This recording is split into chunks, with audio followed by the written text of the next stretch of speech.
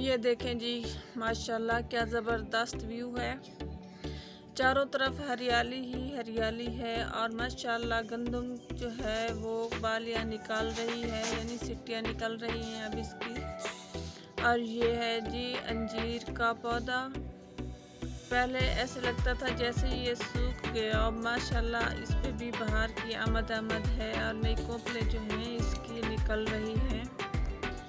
अंजीर सांस और दमे के मरीज़ों के लिए जो है बहुत ही ज़्यादा मुफीद होता है। जब हम गांव आते हैं तो हमारा वापस जाने को दिल नहीं करता, दिल करता है कि यहीं अपना घर बना लें।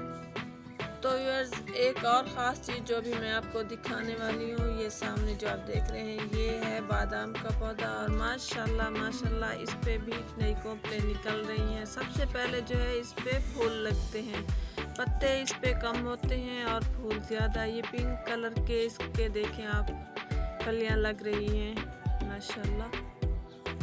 तो व्यूअर्स 8-10 दिन में इसके जो टहनियाँ हैं नज़र नहीं आएंगी, सिर्फ फूल ही फूल होंगे। इस पे पत्ते जो है वो बहुत कम होते हैं और फूल ज़्यादा होते हैं, पत्ते बाद में निकलते हैं इसके अलावा मैं एक और चीज़ दिखाती हूँ आपको।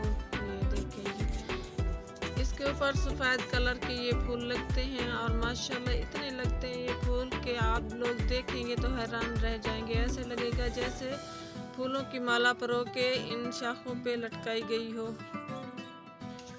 तो अभी बाग से हम घर वापस आ गए हैं और भाभी जो है देखते में कोई चीज़ बना रही है, शायद साग पक रहा है या पता नहीं कोई और चीज़ है, अभी मैंने इसको देखा नहीं है। तो इस जगह को देख के तो मुझे एक शेर याद आ रहा है कि असा ले पी रासू घर साडे घर जो कच्चे होए, असा आप भी मिट्टी ते असा मिट्टी रच्चे होए। चले बाकी शेर जो है मैं फिर कभी आप लोगों को सुनाऊंगी इंशाल्लाह। अगली वीडियो तक के लिए दें इजाज़त। अल्लाह हाफिज़।